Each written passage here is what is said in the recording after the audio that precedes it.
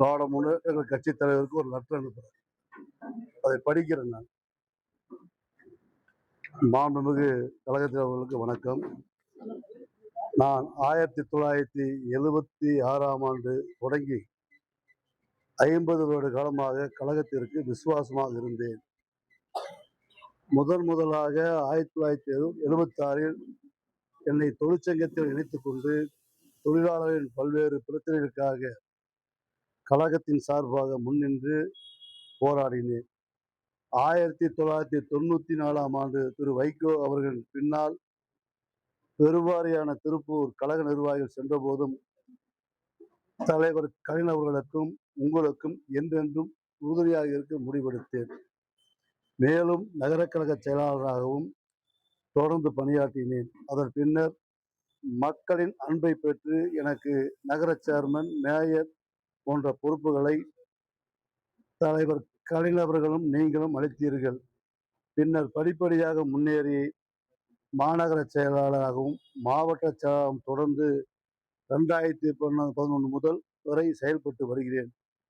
கழகம் எதிர்க்கட்சியாக 10 ஆண்டு காலத்தில் மக்கள் மற்றும் கழக போராட்டங்கள் தீவிரமாக பங்கேற்றதால் பல வழக்குகளை எதிர்கொண்டேன். பின்னர் 1921ஆம் ஆண்டு திருப்பூர் தெற்கு சட்டமன்ற தொகுதி உறுப்பினராக தேர்ந்தெடுக்கப்பட்டேன்.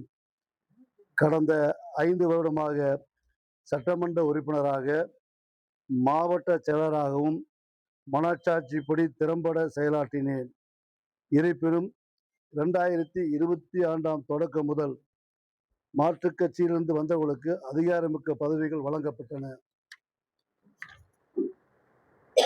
அப்பொழுதே அது எனக்குள் மிகுந்த மனவேதனையை ஏற்படுத்தியது.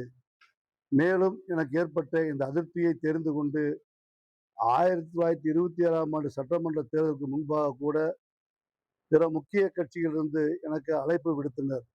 அப்பொழுது கூட கழகத் தலைவர்களுடைய பாதையில் தான் நிற்பேன் என்று கூறி அனைத்தையும் நிராகரித்தேன். ஆனால் 2026ஆம் ஆண்டு நடந்த சட்டமன்ற தேர்தலில் திருப்பூரில் உள்ள ஒரு மிக முக்கியமான தொழில் அதிபரான டாலர் பாலசுப்ரமணியம் அவர்கள் தங்களிடம் வற்புறுத்தியின் பேரில் திருப்பூர் தெற்கு சட்டமன்ற தொகுதியில் கழகத்தின் சார்பாக போட்டியிட மாற்றுக் கட்சியில் வந்த திருப்பூர் மாநகராட்சி மேயர் இருந்த தினேஷ்குமார் அவர்களை மேயர் பொறுப்பிலிருந்து ராஜினாமா செய்ய வைத்து திருப்பூர் தொகுதியில் போட்டியிட வாய்ப்பு வழங்கினீர்கள். 50 ஆண்டு காலமாக திருப்பூர் மாநகராட்சியில் கழகத்திற்காக மக்கள் பணி செய்து வந்த எனக்கு எந்த ஒரு முன்னறிவிப்பும் இன்றி 2026ஆம் ஆண்டு சட்டமன்ற தேர்தலில் நான் விருப்ப மனு அளிக்காத பல்லடம் சட்டமன்ற தொகுதி எனக்கு வழங்கப்பட்டது. அப்பொழுதும் கழகத் தலைவர் தொகுதிக்கு எனக்கு வழங்கப்பட்டது. அப்பொழுதும் கழகத் தலைவருடையக்காக பொறுத்து கொண்டு மாவட்ட செயலர் என்ற முறையில் கழகம் திருப்பூர் தெற்கு மற்றும் புலம் ஆகிய 2 சட்டமன்ற தொகுதியிலும் வெற்றி பெற கடுமையாக தேர்தல் பணியாற்றினேன். அது எனக்கு மிகப்பெரிய வருத்தத்தை ஏற்படுத்தியது. ஒரு தொழிலதிபர் மற்றும் மாற்றுக்கட்சி வந்த தினேஷ்குமார் ஆகியோருக்கு கொடுத்த முக்கியத்துவத்தை கூட 50 ஆண்டு காலமாக இக்கட்டான சூழ்நிலையில் கட்டி காப்பாற்றிய இந்த கழக விசுவாசிக்கு ஏன் கொடுக்கவில்லை? என்னை தவிர வேறு யாராவது ஒரு கழக விசுவாசிக்கு திருப்பூர் தெற்கு சட்டமன்ற தொகுதி வாய்ப்பளித்திருந்தால் கூட நான் மகிழ்ச்சி அடைந்திருப்பேன். கடந்த 5 வருட காலமாக கழக உங்களிடம் இணை செயலாளர் அவரிடம் திருப்பூர் மாநகராட்சியில் உள்ள உண்மையான அரசியல் நிலவரங்களை சொல்ல முயற்சித்தேன். ஆனால் உங்களை சுற்றியுள்ள 2ஆம் கட்ட தலைவர்கள் அதை அனுமதிக்கவில்லை. அதன் பின்னர் திருப்பூர் மாநகராட்சியில் உள்ள குப்பை பிரச்சனைக்காக நான் முன்னின்றி போராடியதை கூட சிலர் தங்கள் சுயநல தூண்டுதலின் பேர் உங்களிடம் தவறாக சித்தரித்து கூறியும் அறிந்து மிகவும் வேதனை அடைந்தேன். ஒரு சட்டமன்ற உறுப்பினராக, மாவட்ட செயலாளராகவும் எனக்கே இந்த நிலைமை என்றால் சாதாரண கழக தொண்டர் நிலைமை நினைத்து பார்க்கவே எனக்கு மிகுந்த மன வருத்தம் அளிக்கிறது. 50 வருட பொது வாழ்வில் எனக்கு அரசியலை தவிர வேறு எதுவும் தெரியாது. மக்கள் பணி மட்டுமே எனக்கு முதன்மையாக இருந்தது. தற்போதைய நிகழ்வுகளால் மிகுந்த மனவேதனையோடு இன்று முதல் திருப்பூர் மத்திய மாவட்ட செயலாளர் பொறுப்பிலிருந்தும் கழகத்தின் அடிப்படை உறுப்பினர் உட்பட்ட அனைத்து பொறுப்பிலிருந்தும் நான் விளைகிறேன். கடந்த 5 ஆண்டு காலமாக என்னோடு தோளோடு தோள் நின்று பயணித்த கழகத்தினருக்கும் தோழமை கட்சியினருக்கும் என மனமார்ந்த நெஞ்சார்ந்த நன்றிகள். ஏன் இந்த முடிவை முன்னரே எடுக்காமல் இப்போது எடுக்கிறேன் என்ற கேள்வி கழகத்தினர் மற்றும் பொதுமக்கள் மனதிலும் எழுவது இயற்கையானது. 1925ஆம் ஆண்டு அந்த முடிவை நான் எடுத்துவிட்டேன். ஆனால் கழகத்தினுடைய ஆட்சிக்கு எந்த ஒரு கெட்ட பெயரும் வந்தக்கூடாது என்பதற்காக மட்டும் பொறுமை காத்து நின்றேன்.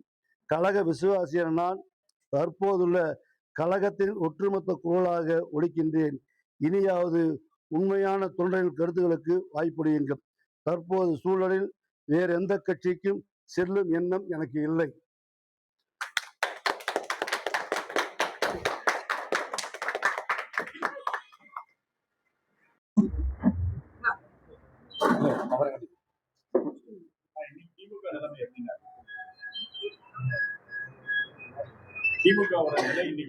நீங்க பத்திரிகை நிருபர்கள் நாலா பக்கம் சுத்தி போயிட்டு இருக்கிறீங்க. திமுக நிலைமை என்பது உங்களுக்கு தெரியும்.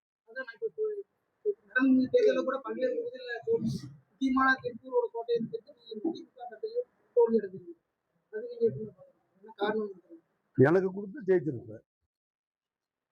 தெரிஞ்ச உண்மை, உங்களுக்கு தெரிஞ்ச உண்மை. தெற்கு சட்டமன்றத்தில் நான் சட்டமன்ற உறுப்பினராக நிறுத்தப்பட்டிருந்தால் நிச்சயமாக கட்சிக்கு ஒரு நல்ல பெயரோட நான் ஜெயிச்சிருப்பேன். தலைமைக்கு நல்ல பேர் இருக்கு.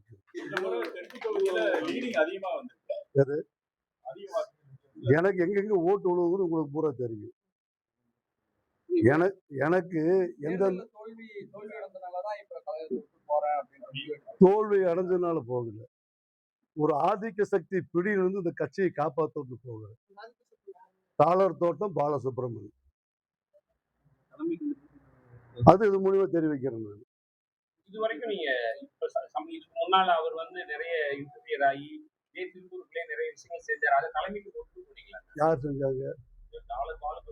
பாலசுப்ரமணி இந்த சமீப காலமா தான் அவருக்கு எனக்கு ஒரு சின்ன மன வருத்தம் என்னன்னு கேட்டா, இஸ்லாமிய மக்களுக்காக ஒரு கபஸ்தானுக்கு நாச்சிபாளத்துல ரங்கையகுண்டம் பாலத்துல ஒரு ஏக்கரை நிலம் பிடிச்சி அதை சுற்றி இருக்கக்கூடிய காம்பவுண்ட் சுவர்லாம் போட்டு அதை பட்டா வாங்கி அந்த சமுதாய பள்ளிவாசல்கிட்ட கொடுக்குறோம். அப்போ அந்த டாக்டர் பாலசுப்ரமணியனை கூப்பிட்டு நீங்க அந்த பட்டாவை கேன்சல் பண்ணுங்கன்னு சொல்றாரு. அவரு சொந்தக்காரர் தோட்டம் அது பக்கத்தில் இருக்குது. அதனால அந்த கபஸ்தான் அங்கே வரக்கூடாதுன்னு நோக்கம். அதுதான் எனக்கு அவருக்கு ஏற்பட்ட ஒரு மனஸ்தாபம். அதுல இருந்து அரசியல் அப்ரூவ் கொடுத்ததுக்கு எல்லா முயற்சி எடுத்துடுறாரு. அவருக்கு சாதகமா அமையக்கூடிய நிலை என்ன கேட்டா, தலைவர் அங்க தங்குறாரு, மாப்பிள்ளை அங்க தங்குறாரு, உதயாநிதி அங்க தங்குறாரு. அந்த இன்ஃப்ளூயன்ஸை பயன்படுத்தி ஒருவரை உருவாக்குறத என்னை அழிக்கணும்னு முடிவு பண்றாரு. என்னை அழிக்க யாரால் முடியாது. அதான் நான் கலைஞர் விஷயம்.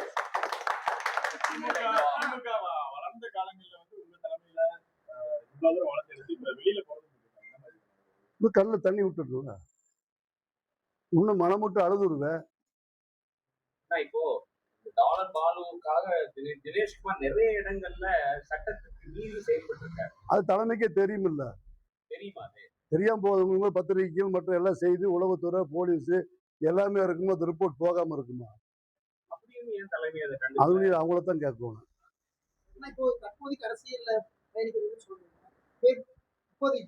ஆண்டவன் செயல். அதான் வேற கட்சி இணைய அறிக்கையை கொடுத்துட்டு நான் உங்களை நம்பி இத்தனை பேர் இருக்காங்க. அவங்களுக்கு எந்த பிரச்சனை வந்தாலும் முன்னின்று இது அலுவலகமா செயல்படும், இது அலுவலகமா செயல்படும் என்ற கீழே என்ற வீட்லயே அலுவலகம் வச்சிருக்கு செயல்படும். என்னை நம்பி வரவங்களுக்கு எப்ப பிரச்சனையா இருந்தாலும் நான் செஞ்சு கொடுப்பேன். அவங்களை பக்கவளமா பாதுகாப்பு பண்ணிப்பேன். அது அவங்களுக்கு தெரியும். எது நான் தலைமையிட்ட பேசுறதுக்கு உண்டான சூழ்நிலைக்கு கிடைக்கல. இப்ப இங்க உங்களோட இருக்கக்கூடிய தோழர்கள் எல்லாருமே இதே நிலைப்பாடு தானா? உங்களுடைய நிலைப்பாடு தானா? இன்னும் நிறைய பேர் இருக்க. நான் தான் யாரையும் வர வேண்டாம், அங்கேயே இருங்க. இப்ப தளபதி கூட சொல்லியிருந்தாரு, இந்த மாதிரி தோல்வி ஆயிடுச்சு, இந்த கட்சிக்கு எதனா பிரச்சனைகள் அந்த மாதிரி வீடியோ எடுத்து கூட அவர் அட்ரஸ் கூட கொடுத்திருந்தாரு. அது கொடுத்திருக்காரு. கருத்துக்கள் தெரிவிச்சிருக்கீங்க. நான் அந்த கருத்துக்கள்ல போக விரும்பல. என்னைக்கு திருப்பூரின் அடையாளம் அழிக்கப்படுகிறதோ 50 ஆண்டு காலம் திருப்பூர்ல செல்வராஜ் திமுக, திருப்பூர்னா செல்வராஜ் தான் திமுக. கழகத் தொண்டர் பாதுகாப்புல அவரே சொன்ன வார்த்தை, வேட்டி மடிச்சுக்கிட்டு நிற்பின்னு சொன்ன வார்த்தை நம்முடைய கழகத் தலைவர் தளபதி அவர்கள். இது வந்து ஒரு இளைஞருக்கு வாய்ப்பு கொடுத்ததா பார்க்க முடியாது. எது இளைஞருக்கு வாய்ப்பு கொடுக்க வேண்டாம்னு சொல்லல, என்ற அடையாளத்தை அழிக்கொள்கிறது. அப்ப இளைஞருக்கு வாய்ப்புனா பல இடத்துலயுமே இளைஞருக்கு வாய்ப்பு கொடுத்துருக்கோங்க. அங்க என்ன கொடுத்தாங்க? நீ கேட்கிற கொஸ்டின் அருமையான கொஸ்டின். இளைஞருக்கு வாய்ப்பு கொடுத்தல எனக்கு சந்தோஷம். பல்லடத்திலுமே ஒரு இளைஞருக்கு கொடுத்துருக்கலாம்ல. தினேஸ்வரோட நோக்கம் உங்களையும் அழிக்கணும், அவர் வாழணும். அதான் சிறுபான்மை மக்களுக்காக நான் நின்றதுனால வந்து பாலசுப்ரமணியன் அழிக்கணும்னு நினைக்கிறார். சமுதாய நோக்கத்தில் சமூக நீதி உண்டான கட்சி. என்னுடைய உணர்வு என்பது 100 மக்களுக்கு தெரியும். எல்லா ஜாதி தொண்டர்களையும் அரவணைத்து செல்லக்கூடியது, ஒரு ஜாதியா இருக்கிறது இல்லை. அப்போ அந்த சிறுபான்மை மக்களுக்கு உண்டான எதிர்ப்பை சொந்தக்காரனுக்காக சொல்லும் போது கேட்கலிங் போது கோர்ட் மூலியமா ஸ்டே வாங்கி அங்க ஒரு கமிஷன் போட வச்சு அந்த கமிஷன் மூலியமா அவன் அந்த வீட்டில் முதலமைச்சர் தங்குற காரணத்தினால அதை பயன்படுத்தி அந்த சிறுபான்மை மக்களுக்கு அந்த இடம் கிடைக்காமல் செய்தவர் அந்த டாலர் தோட்ட பாலசுப்ரமணியன். அது எனக்கு தெரியாது. திருப்பூர்ல வந்து திமுக ஒட்டுமொத்த கட்சியுமே ஒரு தொழிலதிபர் கட்டுப்பாட்டுல இருக்கு. எனக்கு அந்த மாதிரி அநீதி நடந்திருக்குது. ஒரு சிறுபான்மை மக்களுக்காக சொன்னதற்காக அந்த இடத்துல அந்த மனிதர் நான் அங்கதான் இருக்கிறேன், உன்னை ஊண்டூர்ல பாத்துக்கிறேன்ட்டு சட்டமன்ற தேர்தல் அறிவதற்கு முன்பாகவே ஊரில் இருக்கிற பல்வேறு தொழில் இடத்துல மேயர் தினேஷுக்கு தான் எம்எல்ஏ சீட்டு, அவருக்கெல்லாம் இல்லை அப்படின்னு ஊர் ஊரா பரப்புனார். ஒரு விஷயம் அது நடந்து முடிஞ்சிருச்சு. இப்போ இன்னொரு விஷயம் என்ன பரப்பிட்டு இருக்காருன்னா, இனி பல்லடம், தெற்கு, வடக்கு, அவனாசி 4க்கு அவன் தான் மாவட்ட செயலாளர் தினேஷ் தான், நான் சொல்றதா நடக்குன்னு ஊருக்குள்ள பிரச்சாரம் பண்ணிட்டு இருக்காரு. ஆகவே தலைமையிட்ட போய் நான் என்னதான் பண்ணாலும் அது சரியா நிற்காது. ஆகவே நான் ஒதுங்கி இருக்கத்தான் முடிவு பண்ணி. இந்த முடிவை எடுக்கிறதுக்கு முன்னாடி நீங்க தளபதியோ இல்லாட்டி இவரு உதயநிதி ஸ்டாலினை யாராவது சந்திச்சீங்களா? உதயநிதி ஸ்டாலினை சந்திக்கிறதுக்கு உண்டான வாய்ப்பு எனக்கு கிடைக்கல. அவருடைய பிஆருக்கு செந்தில் வந்து அப்பாயின்மெண்ட் கேட்டா இன்னைக்கு நாளைக்கு இழுத்தடிப்பார். ஒரு மாவட்ட செயலாளருக்கு இதான் நிலைமையா? அது எனக்கு தெரியாது, எனக்கு உண்டானதான் சொல்றேன் நான். இப்போ ஏற்கனவே ஆளுங்கட்சியா இருந்தது, மறுபடியும் ஆளுங்கட்சியா வரும், மறுபடியும் ஆளுங்கட்சியா வரும், அவர் முதலமைச்சரா வருவார். அதுல திடமான நம்பிக்கையோடு நான் இருக்கிறேன். நான் ஆளுங்கட்சியா இருக்கும்போது தினேஷ்குமாரால ஒன்றும் சாதிக்க முடியல. ஒரு மாவட்ட செயலாளர் 4 தொகுதியிலும் தோல்வியை தழுவியாச்சு. அது பாலசுப்ரமணியனை பழி வாங்கணும்னு முடிவு பண்ணிட்டாரு. பாலசுப்ரமணியன் சொல்றது அங்க ஏறும், நான் சொல்றது ஏறாது. கட்சி பத்தி கவலைப்பட மாட்டாரா யாரு? ஸ்டாலின். அது நீ அவருக்கு தான் கேட்டுக்கோங்க. ஏற்கனவே 2 தொகுதியை நீங்க வச்சு தோத்துட்டாரு. இல்ல, அது எனக்கும் பாலசுப்ரமணியம் யுத்தம். பாலசுப்ரமணியக்கு எனக்கு யுத்தம். ஒரு சிறுபான்மை மக்களுக்கு நான் நிக்கிறேன், அதை தடுத்து நிறுத்தி அதுல ஜெயிக்கிறாரு. அந்த சிறுபான்மை மக்கள் எப்படி திமுக நம்புவாங்க? இது தலைமைக்கு இப்படித்தான் தெரியப்படுத்துறேன். கட்சியில வந்து நீங்க 50 வருடத்துக்கு மேல இருந்திருக்கீங்க. இனிமேல் கலைஞர் நான் ஒரே விஷயம், அடிப்படை உறுப்பினர் விலகுன்னு சொன்னாலும் நான் என்ன சொல்லியிருக்கிறேன், கலைஞருடைய உணர்வோடு வாழ்வேன்னு சொல்லியிருக்கிறேன். ஒரு தனிப்பட்ட நபரால நீங்க வந்து கட்சி விட்டு விலகி 50 வருட காலமா வேற வழி இல்லை. சில நேரங்கள் உண்மையை உறக்க சொல்லணும்னா வேற வழி இல்லை. அரைக்கோல போய் சொன்னா ஏழை சொல் அம்பலம் ஏறாது. அரைக்கோல போய் சொன்னோம்னா பழமொழி ஏழை சொல் அம்பலம் ஏறாது.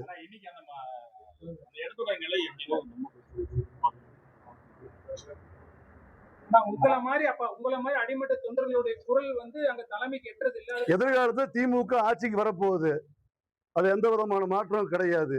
நான் வந்து இங்க இருந்துக்கலாம், ஆனா திமுக தான் எதிர்காலத்துல ஆட்சி, வேற எந்த கட்சியும் வராது. ஒரு கட்சி ஆட்சிக்கு வந்துட்டு நல்லா பண்ணியிருப்பான்னு சொல்லுவாங்க, ஆனால் தளபதி தான் மீண்டும் முதலமைச்சர் என்பதுல எந்த விதமான மாற்றமும் இல்லை. அவரை ஏற்றி உத்தம் இல்லை. இந்த கள ஆய்வு போகும்போது கள ஆய்வு வந்து முழுமையா ஜெயிச்சு உண்மையா பாடுபடுறவன் இந்த கட்சியில தெம்போட இருக்கணுங்கிறதா என்னுடைய முடிவு. அது நடக்கணுங்கிறதுக்காக இந்த போராட்டம். அதுல என்ன நானே பழி கொடுத்துக்கிட்டேன், அவ்வளவுதான். எந்த இடத்துல இல்ல அத வந்து கோர்ட் உத்தரவு வந்து மக்களுக்கு கிடைக்கணும் தானே பிரச்சனை. கோர்ட்ல அவங்க ஸ்டே வாங்கி கமிஷன் போட்டுடுறாங்க. கமிஷன் போட்டு அந்த கமிஷன் வந்த வக்கீல் இவர் அங்கே செல்வாக்கா தலைவர் வீட்டில் இருக்கிறதுனால அந்த ஜட்ஜு கிட்ட வந்து அறிக்கை தவறா கொடுத்துட்றாரு. அறிக்கை தவறா கொடுத்து அதன் மூலம் கலெக்டர் கோர்ட் உத்தரவு போட்டுருது. 12 வார காலத்திற்குள் அந்த இஸ்லாமிய மக்களுக்கு வேற இடம் கொடுக்கும்னு சொல்லுது.